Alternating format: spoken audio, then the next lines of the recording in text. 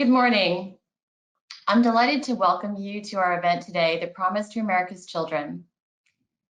Around the country, children are being sexualized not only through the culture and through social media, but through policies and laws that are passed both at the state and the federal level. The Promise to America's Children has united parents, concerned citizens, and lawmakers to stop the sexualization of children through these policies and laws. It is an effort to protect children's minds, bodies, and their relationships with their parents. The Promise to America's Children is more important than ever as the House of Representatives prepares to vote on the Equality Act this week. The Equality Act would add sexual orientation and gender identity to the 1964 Civil Rights Act, and it would create a destructive gender ideology in education, and it would establish a government-favored viewpoint on marriage that would stigmatize children and their parents. We are delighted to welcome today Representative Vicki Hartzler, who will speak about the Promise to America's Children and how we can all work together to protect children, America's most precious resource. Mrs. Hartzler, I'd like you to join us on screen. Thank you. Well, I am so pleased to be here. Thank you so much for holding this, and thank you to each one of you who are here viewing this very, very important topic. Certainly, there is nothing as important as our children and their future, and it's very troubling that in a few short hours, a bill is going to be introduced here on Capitol Hill that jeopardizes our children and their future. It is going to lead to potentially harming many of America's children's bodies. It's going to impact what is taught at their schools. It's going to discriminate against them. And they call it the Equality Act, but truly I call it the Inequality Act because it's going to put children on a different level playing field than others, and it's going to jeopardize their future. It drives backwards the rights that women and children have gained over the years. And this is a very critical time for this seminar. It's certainly going to impact parents, adoption agencies, religious organizations, medical professionals, and it's very timely that we talk about this bill and why it needs to be defeated. Thank you, Mrs. Hartzler. And now I would like to invite Autumn Leva, the Vice President for Strategy at the Family Policy Alliance, to join us on screen for a discussion with Representative Hartzler, who has been a tireless advocate for American values and for children and their parents. Well, thank you, Emily, and thank you, Congresswoman Hartzler, for all you are doing to stand for America's families, both in your district in Missouri as well as just across the nation. We're so grateful. And thank you so much for your standing strong against the Equality Act. It really is an inequality act. And what we need to do, especially because we're hearing that you won't get the opportunity to even amend the bill really in the House as the Democratic leadership pushes this forward. And so what we think we need to do is really expose what's in the bill and why it's harmful and dangerous to families. So one aspect I'd like to talk about today is an exciting one because there's been over 20 states across the country who have pushed forward legislation to protect girls' sports, which you would think girls' sports wouldn't need protecting. I competed in girls' sports, but they do, because some of the ideology now is allowing males to compete in girls' sports, which takes away their opportunity to compete. And so I wonder if you would be able to talk about the Equality Act and how it would impact girls' sports and why that's a problem. And if you're able to share a personal story on that, that would be wonderful too. Well, absolutely. And Autumn, like you, I also enjoyed participating in high school sports in my hometown of Archie, Missouri when I was growing up. Played volleyball and basketball and track.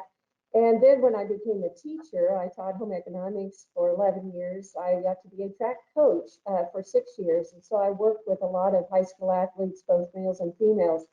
But what is very concerning to me is the impact of the Equality Act on women's sports, and it will send back women and ruin all the gains that they have made to get a level playing field in sports by allowing those who have a different gender identity biological males who identify as females to participate in female sports.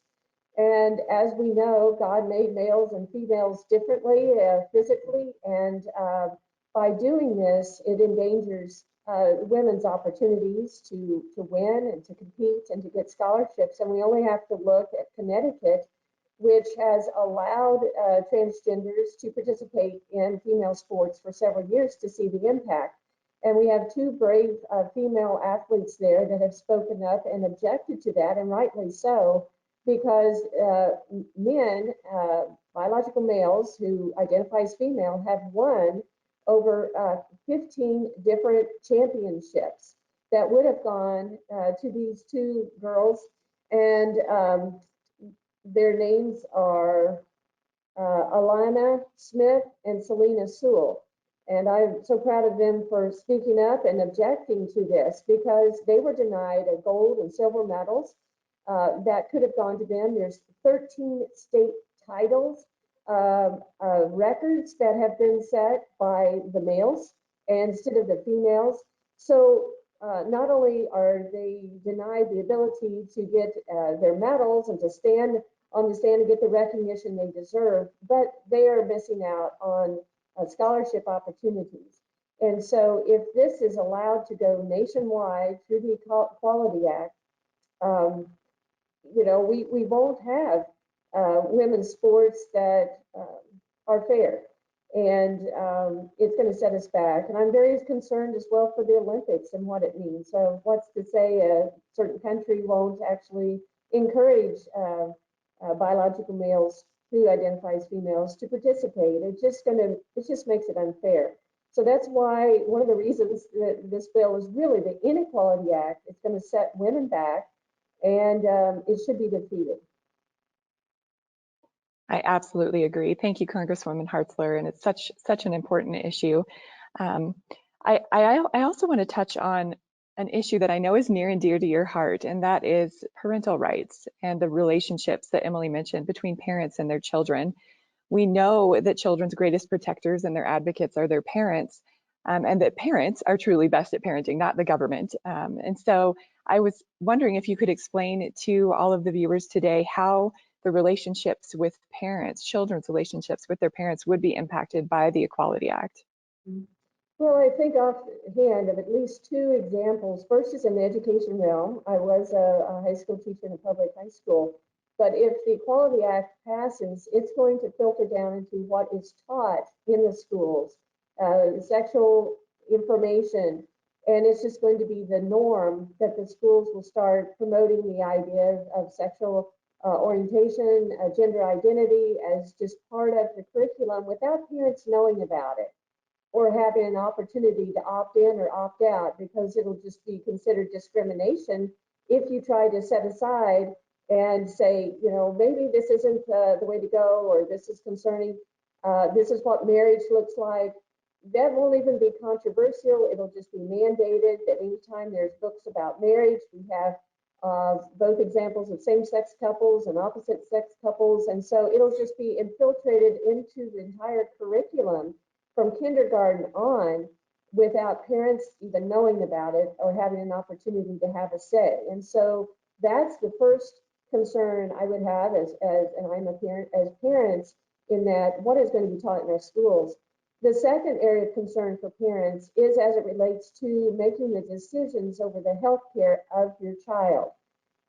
It's very, very concerning. A couple of years ago in Ohio, when some parents had the parental rights taken away by a judge because they had a daughter who wanted to transition and become a male, and they objected to that.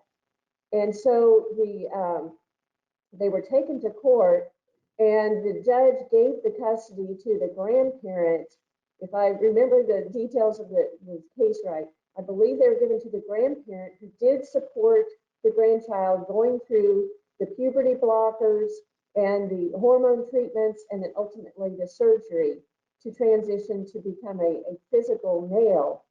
And that is just shocking. It is just heartrending to think that some parents were not able to determine the health care, what they thought was best for their daughter, and a judge actually stepped in and took away their custody. And so if this passes nationwide, this could be, we could have parents facing this similar situation all over the country. That's exactly right. And I think Congresswoman Hartzler, you've really described two very, very real issues with the bill that show how out of step the bill is with where the American people are. Because on the issue of girls' sports, I mean, if over 20 states are passing legislation specifically to protect girls' sports, that shows right there that Americans really want their daughters to be able to compete on a fair playing field. So you're absolutely right, and this bill would harm that. And similarly, American parents, I can say myself as a new parent, I know that I know better than what the government does, what my daughter's healthcare needs are. And I think that's where most parents are at. And so this bill is really just a big government overstep into the lives of American families that is both unnecessary and also dangerous. And so we've talked a lot about how Democratic leadership and including the Biden administration, have made their position clear with this bill and where they stand. But I want to shift a little bit to talk about what you stand for, Representative Hartzler, because I know you've been a good pro-family champion all of your years of elected office. And I know that you're here today, and we're all here today supporting the Promise to America's Children as a much better platform and a much better place from which to protect children than what the Equality Act is. And so I wonder if you could talk a little bit about why you support the Promise to America's Children and what it means to you. Well, I appreciate you all putting together the Promise to America's Children, because it's such a positive way to view this. Instead of just being against the so-called Equality Act, this really puts into focus what it's about, and that we are for children and we are for our future as a nation, because what is taught to the one generation, becomes the policy of our country. And they are really going after our children through this policy, trying to control their minds, what is taught in the schools, and share an ideology that is very contrary and to what many of us believe. It's very concerning, and certainly it's controversial. It shouldn't be taught as fact, and our children should not be indoctrinated with it, because they're the ones that are going to be harmed by it. And like I said, I am a former teacher. I love kids. I am a mom, and it's up to us, the adults right now, to protect them and to stop these attacks on them, so that is all they're going to be taught. And potentially several children will be subjected to medical treatments as they are confused. And the thing is about gender dysphoria is that 98% of the boys who are struggling with that during puberty, and 88% of females end up coming to a place where they accept their biological sex after they go through puberty. It's not unusual. I work with teenagers for years. It's not unusual for kids to be confused and have different feelings and emotions. And certainly in today's world, there's a lot of troubling things for our teenagers out there. But they need to be supported and helped and assisted and guided through those times of searching and confusion, to help them come back to the healthy place, the place where God intended for them to be. The way that God made them male and female, He has a plan and purpose for each one of their lives. And we don't want that to get sidetracked by an agenda from the government that potentially could lead them on a path of surgery that they regret later, that could cause them to be sterile, where they live with regret.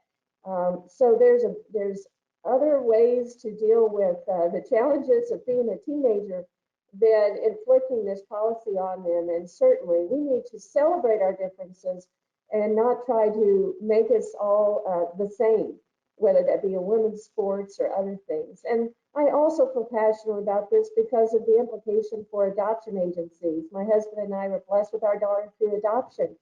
And this bill would impact and has impacted adoption agencies that are faith-based all across this country, simply because they want to only place children in a home where there's a mom and a dad. And some states and some cities have said, well, because of this discrimination, policy we have, you're discriminating against same-sex couples or whatever. And so we're not going to utilize you anymore. And what that means is that we have many foster children out there who are being denied being able to get into a loving home. And we're denying children being able to be connected to a forever family through adoption when these wonderful faith-based adoption agencies shut down.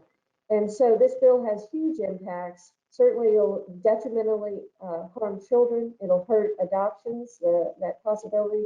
It'll harm their education, girls' sports, and faith-based organizations as well as medical professionals could be impacted. I'm not a doctor, but I have several friends who are, and they're very concerned that if this passes, it will force them to have to do surgeries, sex change operations on children against their deeply held beliefs, or else they could be sued for discrimination. And you think that could never happen? Well, we have two instances of two states that have similar laws in New Jersey and California, where the hospitals were sued because they would not participate in a gender transition surgery.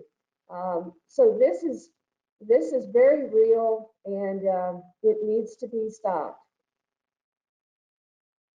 We completely agree with you, Congresswoman, and I think that's so powerful. I think our message is a stronger one, that we believe in the wholeness of children's minds, their bodies, and their relationships with their parents. We don't believe that it's right to tear those things apart, and that children should be experimented on before they even reach the age of 18. And then, like you said, later regret what they've done to their bodies, things that were experimental in the first place. That's so powerful. So with that, I think we have to transition to the panel, but thank you so much, Congresswoman Hartzler, for your time and for standing strong against the Equality Act and helping expose what's in it, especially, as we said, because Democratic leadership is not going to allow many amendments on it that would expose what's really going on there. So thank you for your time today. Good. Thank you all. God bless.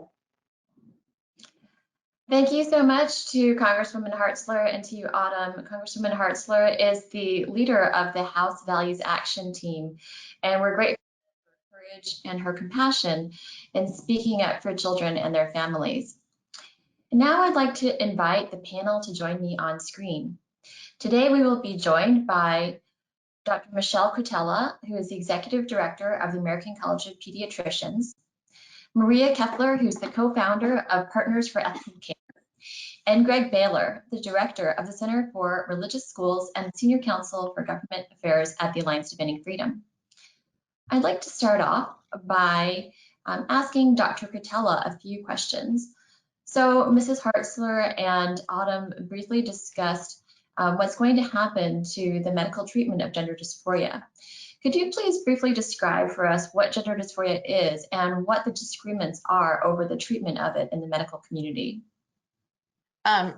Sure. Essentially, a child with gender dysphoria is a child who is uncomfortable with their biologic sex. It may be a passing phase. It may be due to confusion. It can also be a sign of underlying traumas and psychopathology. The vast majority of physicians and counselors and therapists in practice strongly believe that first you should take a very thorough psychological assessment of the child and the family and search for underlying factors. Because, as Representative Hartzler mentioned earlier, as long as the children do not have this confusion reinforced, the majority of children who are confused about their biological sex will outgrow it by the time they are young adults. Unfortunately, since with the opening of the first gender clinic in the US in 2007, there has been an increase in transgender activism toward adult civil rights. Those in authority over the medical education system and directives to practicing physicians now recommend that all children, regardless of their age, be affirmed in their gender confusion. We are essentially gaslighting children into the lie that they could be born in the wrong body. This then will put them on a medical pathway, as Representative Hartzler alluded to, in which we stop their normal puberty. We arrest it. We give them a disease, the absence of normal puberty. And then that is then followed up by introducing opposite sex hormones to them, which the combination of which will render children potentially sterile for life. Studies have shown that children who are given puberty blockers, virtually 100% of them, nearly 100%, will then ask for the cross-sex hormones, which means we are sterilizing a great number of emotionally troubled youth. And we already have girls, physically healthy girls, who are being referred for double mastectomies at age 13. This is institutionalized child abuse. We are taking emotionally troubled youth, psychologically abusing them by reinforcing their gender sexual confusion, and then experimenting on them with toxic drugs and mutilating surgeries.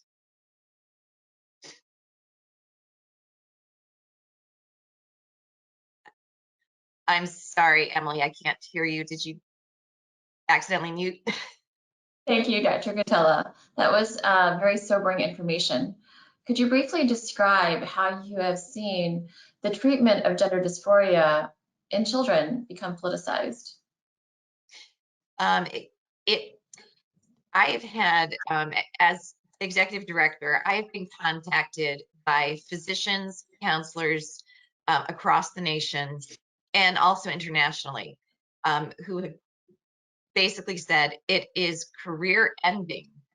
It is career ending now to even suggest to a family or to their colleagues in a professional setting that these children need a thorough psychological assessment.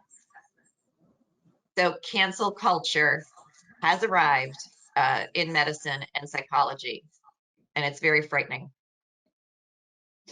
And what do you think the medical profession will look like in another 10 years if the Equality Act were to pass and doctors could be sued for discrimination if they won't perform those surgeries and prescribe those hormones? We are already seeing physicians. I have a good friend, Dr. Alan Josephson, just a tremendous nationally recognized child psychiatrist, formerly worked with the academic institution, Louisville University. And because he stood up and was assisting as a professional witness, was assisting a family in preventing their child from being put on these toxic hormones, he was fired. He was fired, and he is now engaged in a lawsuit against the university. So if this act passes, we are going to see the elimination of physicians who believe in first do no harm. Let that sink in. Physicians who believe in first do no harm, therapists, counselors, psychologists who believe in first do no harm will be eliminated from the medical and psychiatric professions. Are those the kind of, so the ones you'll be left with are those who believe in experiment first, ask questions later. Thank you. And the harm to children would be manifold, unfortunately. Thank you very much. Now I'd like to turn to Maria Keffler, the co-founder of Partners for Ethical Care. Maria, as a former teacher and parent of children who have had transgender ideology introduced into their schools, what concerns you most? Oh, there's so many things to be concerned about, Emily. I think it's, as Representative Hartzler said, it's introducing things that are not factual, that are not scientifically underpinned, that have no basis in reality. And we're teaching this to our kids en masse. It's shocking when you see what's actually being done in the schools, what's actually being taught to children. And you look at where that's coming from, and it's coming very much from financial and political uh, basis. You know, it's about making money. It's about furthering an agenda. And my organization, Partners for Ethical Care, we've been doing a survey of detransitioners, people who have who thought that they were transgender identified and have since said that they are not. And I just want to affirm what Dr. Catella said. Some of these people are saying, me or my child, you know, we went to see a therapist and the therapist would not address any of the other issues. My child was on the autism spectrum. My child had prior trauma. You know, my child has other neurological or emotional or behavioral issues. And some of these therapists will not address those. Now, I know I'm speaking more to Dr. Catella's area of expertise than my own, but what's happening in schools is that teachers, administrators, counselors are being told that they must affirm. And today, affirm, according to the ideology, to affirm someone is to tell them, yes, there is something inherently wrong with you and you need to be medicalized. You're not okay the way you are. And that's no definition of affirmation that I agree with. And in no other area of education, psychology, or medicine that I know of is one treatment plan appropriate for every child. So, or every person. So kids are being taught from kindergarten upward that some boys have a vagina, some girls have a penis. You can be anything you want to be. I've heard stories of kids being stood up in class and saying, please tell us what your gender identity is in elementary grades. It's just horrific, and I can't in good conscience tell anyone that I think public school in the United States is a safe place for a child right now. Thank you. And we've talked about the promise to America's children. Why do you think that the promise is needed? I think many people do not recognize what's happening. It's really shocking. It's hard to believe. I've been deep in the weeds on this for a couple of years, and there are still times I ask myself, is this really happening? I mean, I can't believe this is happening. And I think a lot of families really don't recognize how very bad the so-called Equality Act is going to be for every family. This is not just families who are dealing with transgender identified children. This is every family. And as Representative Hartzler mentioned, as Abraham Lincoln said, the philosophy of the schoolroom in one generation is the philosophy of the government in the next generation. And we are raising up a generation of kids who do not understand the basic tenets of biology, the very basic foundations of what it is to be a person. And just from a psychological background, that's a horrible thing to do to a child, is to take away the basic objectivity of there are men and there are women. If there's no grounding in reality, where do children have a foundation of what reality is and what truth is? And a further insidious aspect of this for families is that schools are requiring children to lie to their parents, because schools, the American School Counselors Association has put out a guidance for counselors that if the child does not approve of the parents finding out about his or her sexuality or gender orientation, then the school cannot tell the parents. The school has to deceive the parents.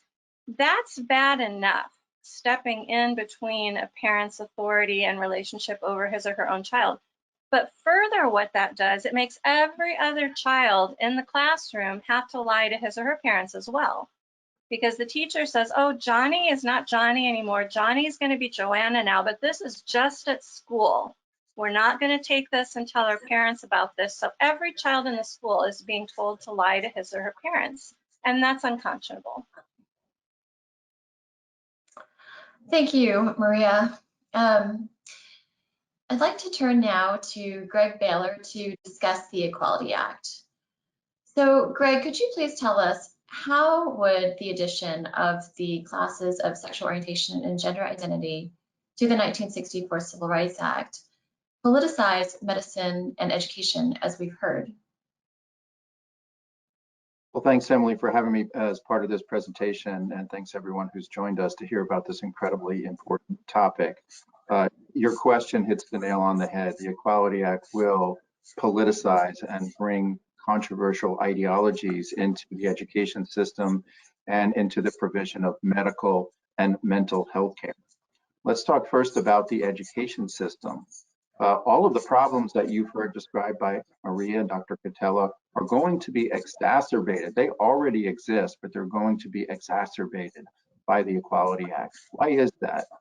Well, the first thing is the Equality Act attaches a sexual orientation, gender identity, non-discrimination string to every dollar of federal financial assistance that flows out to the world. And among the biggest recipients of such money are public schools. And what does that non-discrimination requirement require? What does it impose on them? What does it forbid? Well, the folks who support these, the Equality Act and similar proposals say that these recipients of this money, these public schools, are required to do precisely the kinds of things that we've been hearing about. Changing the curriculum in order to be more pro-LGBTQ, even without consulting parents, opening up private spaces to boys who identify as girls, spaces set aside for privacy and safety for girls and for women. Athletics, we've seen all these stories about how girls are losing and being treated unfairly because of the participation of boys in their sports, mandatory pronoun use. So all these things are going to happen almost certainly as a consequence of the Equality Act. It even reaches into the private school environment sometime. There's an uncertainty about the Equality Act, whether the extent to which it reaches into private schools. We hope that it won't, but I think the folks who support it want it to. And can you imagine taking your kids to a religious school or other private school because of some of the concerns you've had about the public schools, and then start to face the very same problems because these schools, like the public schools, are required by law to do some of the very same things? That's another serious risk. And in the medical and mental health care provision of those things, all the things that we've been hearing, again, will now have, or at least potentially have, the force of law behind them. Right now, a lot of these things are being done voluntarily. They're not good. But what happens when they become at least potentially mandatory? You're a healthcare provider, you're a place of public accommodation, you can't discriminate, or you're a recipient of federal dollars, which so many health providers are, you can't, quote, discriminate. And again, the definition of discrimination is to do all of these things. You don't want to face a charge of discrimination because you've decided to do the medically appropriate thing and the thing that's consistent with your conscience when you're dealing with a kid who's suffering from gender confusion or gender dysphoria.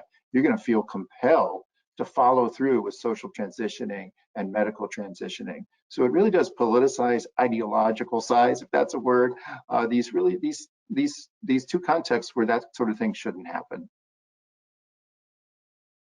Thank you, Greg. Could you please describe whether the existing religious freedom protections that we have under federal law would be preserved if the Equality Act were to pass? Well, the Equality Act certainly doesn't help matters. The first thing is there are no religious exemptions in the Equality Act. This is a really somewhat unique phenomenon. So it's the first time it's happened, but if you look back at the history of new SOGI laws being adopted in states and localities, especially during most of the life of that process, you've seen the supporters of these bills willing to create exemptions for religious organizations because they know that that's appropriate and because they know that that respects fundamental constitutionally protected rights. With the Equality Act, you have none of that. There's no exemption for religious employers. There's no exemption for religious foster care providers. There's no exemption for religious schools. Now, there is a debate about whether some existing exemptions will protect certain kinds of religious entities from claims of discrimination. Title VII has 2 religious exemptions in it.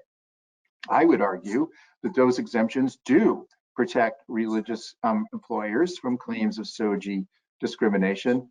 But the very same people who are saying we need to pass the Equality Act are arguing that that exemption is not available. It only works when someone's asserting a claim of religious discrimination. Same kind of argument going on in the context of the Fair Housing Act. There's a very similar exemption there that protects religious housing providers, and that includes probably college dormitories who have sex-separated dorms, many of which don't want to allow men who identify as women to live in women's dorms. There's an exemption there. I would argue that it protects religious housing providers from claims of SOGI discrimination. But again, our friends on the other side of this issue would say that it did not. So no exemptions. They attack the existing exemptions. And then to add insult to injury, I don't know if it's the most destructive feature of the Equality Act, but it's certainly one of them, is what it does to the Religious Freedom Restoration Act. As many of our listeners today may know, it is our primary protection against impositions by the federal government on our religious liberty. It was adopted in response to a Supreme Court decision that really undermined our protections, our constitutional protections of religious liberty. And supporters of the Equality Act know that, and they want to get it out of the way. So there's a provision in the Equality Act that says you cannot invoke your rights under the Religious Freedom Restoration Act if you're charged under any of the laws that are amended by the Equality Act. Just unprecedented stuff. Remember, the Religious Freedom Restoration Act was passed by a voice vote in the House and an overwhelming majority in the Senate back in 1993, bipartisan to the max and signed by a Democratic president.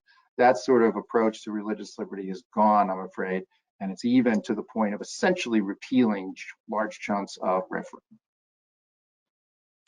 Thank you, Greg. And we know that about half the states already have sexual orientation and gender identity classes in their non-discrimination law. So if the Equality Act were to pass, what would the effect be on the states and on these efforts that Autumn mentioned to pass laws to protect children? Right. Well, we know from sort of a Constitution 101 that when there's a conflict between a federal law and a state or local law, the federal law wins. So if you have a right under a state or local law, but there's a contrary obligation in federal law, guess what wins? It's the federal law. So I think in some large measure, the Equality Act would wipe away many of the very protections that we're talking about. Think about it this way. If you have a law, a state law that says men who identify as women are not going to be allowed to participate against girls and women in scholastic sports, that's great. What if you have a federal law? And I think under the Equality Act, Title VI would be this law, which prohibits discrimination by recipients of federal financial assistance. What if you have a federal law that says you have to allow men who identify as women to participate in women's sports? Otherwise, you're committing sex discrimination, gender identity discrimination, and all of the rest. The school is in an impossible position. It actually has to follow the federal law. The other thing, and it relates back to something I said a minute ago, I've talked about how a lot of state and local laws balance the competing interests. I'm not saying they balance them properly. I'm not saying that these are good laws, but nonetheless, there is somewhat more protection in these laws for religious organizations than there are in the Equality Act. And that would all be swept away. If you're a religious organization that has a right to hire people who share your views about these issues, and there's an obligation under federal law that means, no quote discrimination whatsoever, and there's no exemption there, you're going to get sued under that federal law. No one's going to bother to sue you under that state law where you have a protection.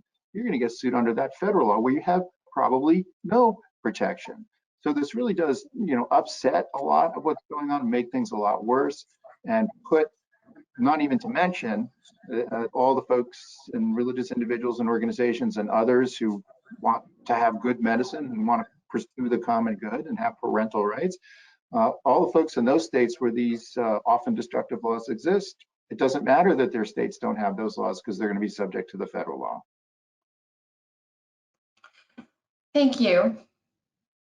What are members of Congress doing, or what can they be doing to protect children's minds, bodies, and their relationships with their parents?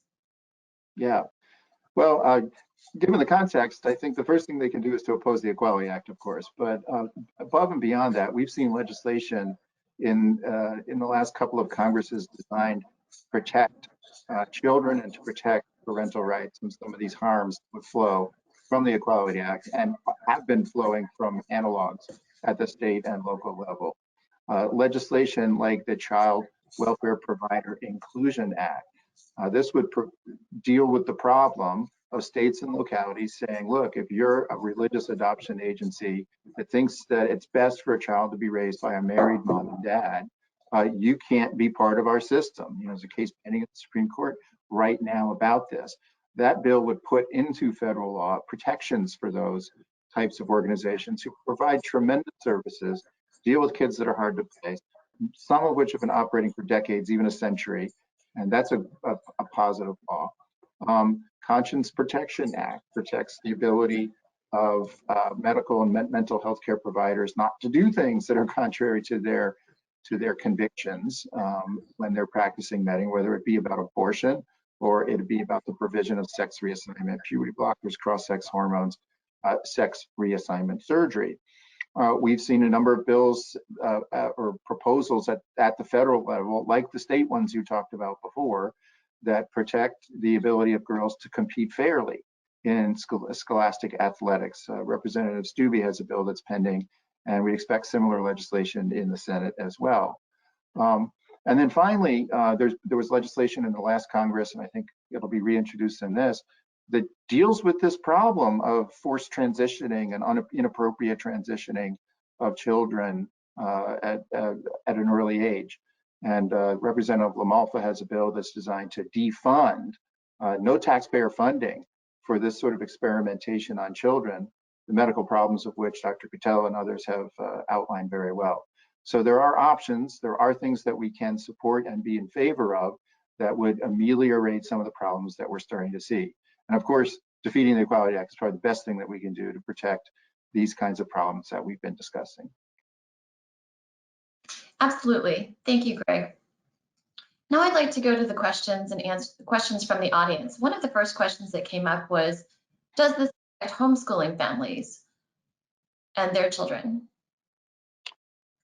I'll be happy to go ahead and give a shot at that one. I think it will indirectly affect homeschooling families to the extent that they would be living in a world with the Equality Act, where there would be, you know, all of the things that we've been discussing would be realities. They would go into businesses and workplaces where you have a SOGI non-discrimination regime, which you know, doesn't just protect LGBT people from unjust discrimination, but also imposes all these kinds of affirmative obligations on them out in the world. Does the Equality Act directly regulate homeschooling? I'm not sure there is. I'm trying to think of a good legal theory that it does. I mean, a homeschooling group is probably not a place of public accommodation. You know, there's not really employment involved. There's not federal money involved. There's not housing involved. So I think homeschooling, qua homeschooling, is probably okay from the Equality Act, but homeschoolers have to live in the world that will be created by the Equality Act. Thank you. I'd like to ask any of you to identify actions that concerned parents, concerned citizens can take.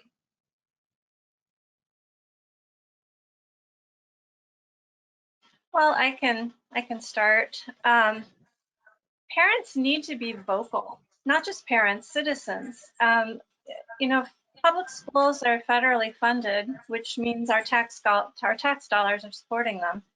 And anyone in society has an interest in what's going on in the schools. And so just from the perspective of the schools, be going to those school board meetings, be listening to what's happening at your district level, at your state level, and at the federal level. When there are calls for comments, make those comments, submit comments, ask questions, be the person who's saying, I'm not okay with this. That courage to step forward and say that calls other people, it gives other people the courage to do it as well. So just don't feel so overwhelmed that your voice can't be heard. You can be heard.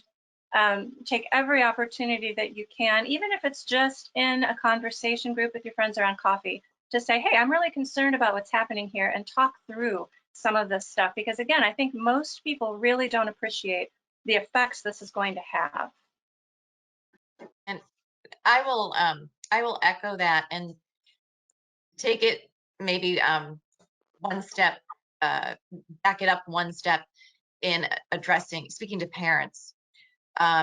What I often see in local communities is that there will be a number of individual parents who privately are quite upset with what is being taught in the classroom, but they will say nothing. So yes, so number one, as Maria indicated, first, talk to each other, because if it bothers you, you most likely are not the only one. You're most likely not alone. And then go directly to individual teachers. Go have conversations with your own students' teachers. You might be surprised.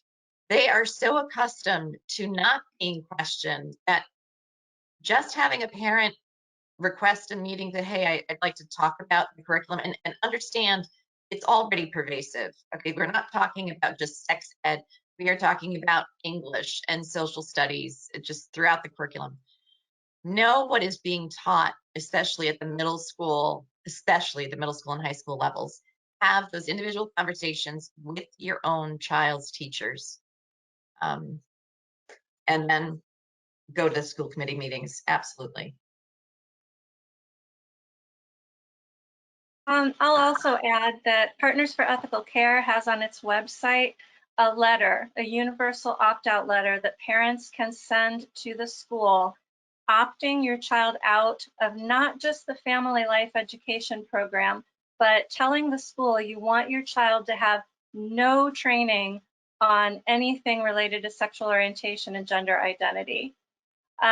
The jury is still out. Maybe Mr. Baylor can talk a little bit more about the legalities of this, but we have been sending those to schools. We've been having parents send those to schools, and the schools that, from what I've been hearing, have really been shocked, like, we don't know what to do with these, you know, how do we handle these letters?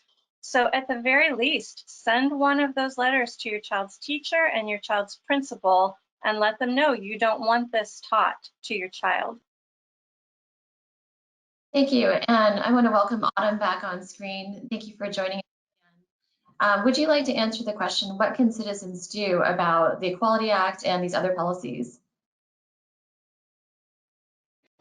Happy to be here, Emily. Can you all hear me okay? Yes. Great.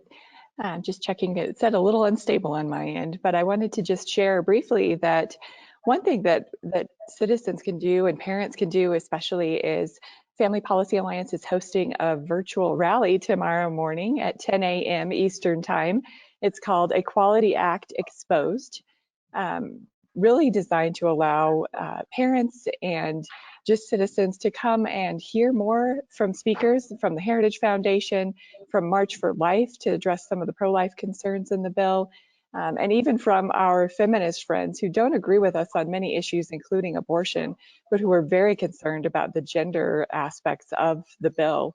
And so you'll hear from a variety of different perspectives, and many of the participating organizations will have action alerts that parents can take action and write to their members of Congress asking them to oppose the Equality Act. So it's a great way to get involved and to help try to stop the Equality Act and let your voice be heard, because these members of Congress need to know that this is not what Americans want. This is not what parents want, that it's not good for children. And the only way that they will know that is if parents and concerned citizens really raise their voices and make them heard, because otherwise they will think that the bill is just good to go, and they will do exactly what Democratic leadership is saying to do and just push the green vote button. And of course, we don't want that to happen. We want to protect children's minds, bodies, and their relationships. So please join in at 10 a.m. tomorrow. You can get more information at Family Policy Alliance's webpage about the rally, and many of the other participating organizations will be sending out information as well. Thank you, Autumn. And now I'd like to turn back to Greg. One of the questions was, what is the status of the Equality Act of HR 5 in the House, and what could happen after the House votes on it? And what is your advice to concerned citizens? Well, my advice is to communicate with your representatives and communicate quickly with them, especially in the House. A lot of the organizations represented on the screen right here have resources available to you, as does Heritage and the Family Policy Alliance, ADF. You can get educated, in addition to listening to everything that's been said today, so you know what to say to these folks. The time is of the essence with respect to the House, because the House is planning to vote on this week, as early as Thursday. And so there's there's going to be no committee hearing. There's going to be no markup. There are not going to be these other opportunities to speak into this conversation. So now is the time to communicate with members of the House of Representatives. We expect the HR 5 to pass the House, just given the numbers and given it's pretty much a partisan thing. I'm not aware of any Democratic member of the House who's opposed to the Equality Act. I think that there's some uncertainty about just how many Republicans will support it. It was a pretty small number last time, and we're cautiously optimistic it'll be a small number this time, but it is going to pass. And of course, if it ever got to President Biden's desk, he would sign it. So the real question is, what about the Senate? And I think that just, to state the obvious, the fate of the Equality Act in this Congress, at least, turns on the Senate and how the Senate deals with this. I think the process will be somewhat slower in the Senate, but not much slower. They might have a desire to fulfill or try to fulfill President Biden's campaign promise to have this, done by the first 100 days in office. But the Senate, we do think the process will be a little slower. We might have an opportunity to get in our arguments at a committee hearing and a subsequent markup. But will it pass? That's probably what you're thinking about right now. And some of the answer to that question turns on what the Democratic leadership of the Senate does with the filibuster, under which, of course, as all of you know, 60 votes are required to pass lots of kinds of legislation, including legislation like the Equality Act. There's been an ongoing debate about whether that should be done, whether it will be done. We've been glad to hear a number of Democratic senators express deep concerns about abolishing the filibuster, including Joe Manchin from West Virginia. Can the Democrats get 60 votes? Can they get 10 Republicans to come on board?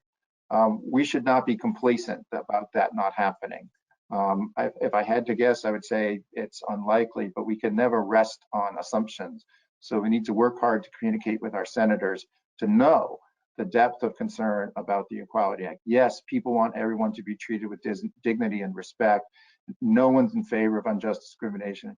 However, this Equality Act is not the way to accomplish that, and it has all these negative downsides that we've been talking about. So even if they abolish the filibuster, it's still pretty tight. I mean, Joe Manchin from West Virginia was not a sponsor of the Equality Act in the last Congress. Now, Susan Collins from Maine was, but it's conceivable that she won't be a sponsor this time. So, it's probably going to pass the House, uncertainty of the Senate, and all of that points to involvement, sharing your voice, making your voice home, sharing these concerns. Because the more you hear about the Equality Act, the worse it sounds, and we need to accomplish that objective. And one question that came in from the audience was, how can we find out more information about the Equality Act and which members of Congress have committed to, and how members of Congress have committed to vote? The Heritage Foundation, Heritage Action for America has that information on their website. I believe Family Policy Alliance also has that information on their website.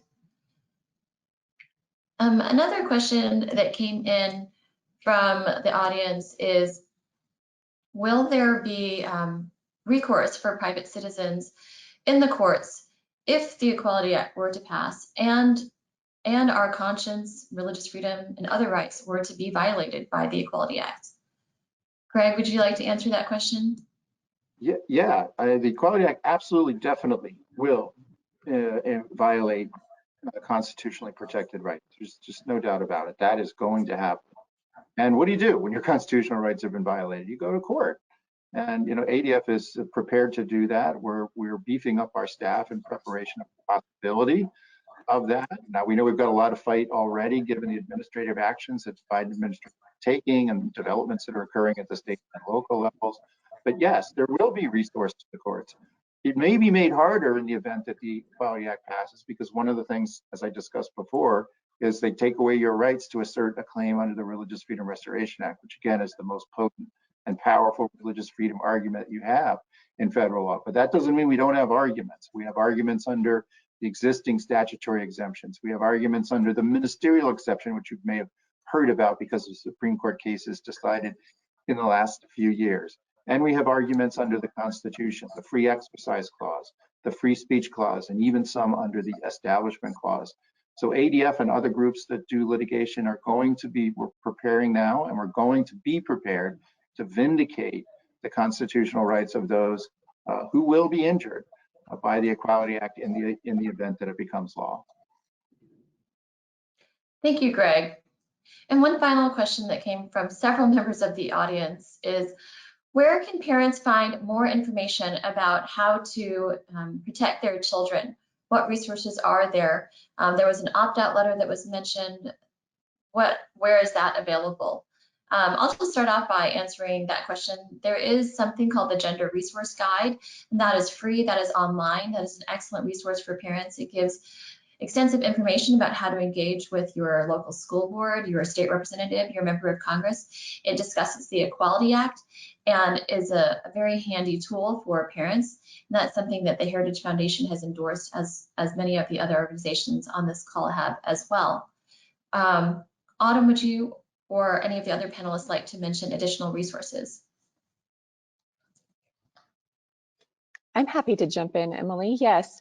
So on the Promise to America's Children website, which I know was provided to you by the Heritage Foundation today, there will be a lot of additional resources for parents, including a link to the gender guide, as well as several other things from many different organizations that have endorsed the promise. There are around 50 organizations that have endorsed it so far. So there will be plenty of resources that will be posted there and updated fairly frequently. And you can sign the Promise to America's Children yourself if you go to that web page. If you're a policymaker, say a state legislator or an elected official of some kind, and you'd like to participate, there's a place for you to sign the promise and your support for protecting children's minds, bodies, and relationships. And if you're a parent or just a concerned citizen or a grandparent, you would sign the promise on the parent page, where you can add your name and continue to get ongoing resources as well. And that's promisetoamericaschildren.org. I'll add also that partnersforethicalcare.com has a page called Parents or Materials for Parents. And that's a good place to go and get some resources, including that universal opt-out letter that I mentioned earlier. Wonderful. Well, I want to thank each of you and Representative Hartzler for bringing your expertise to the discussion of this really important issue and this really important bill. I also want to thank our audience for joining us today, and we hope that you found some very useful information both on the Equality Act and the Promise to America's Children. We invite you to visit the Promise to America's Children website and to join other citizens, parents, and lawmakers who are uniting to protect children's minds, bodies, and their relationships with their parents.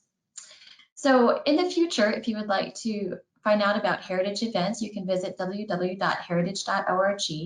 You will also be receiving a short survey that will help us to understand what are the issues that you want us to cover in future events. And finally, you'll see our contact information on the Heritage Events Live page. I invite you to contact me if you have questions about today's event or if you have suggestions for future events. I want to remind you all of the Facebook rally online tomorrow with the Family Policy Alliance at 10 a.m. And it is to expose the dangers of the Equality Act to children and their families. Thank you all so much for joining us today. Thanks for watching the Heritage Foundation's YouTube channel. With more than 500,000 members, we are the nation's largest conservative research and education institution. We believe the principles and ideas of the American founding are worth conserving and renewing. Please help us further our mission by subscribing to this channel and sharing our videos with your family and friends.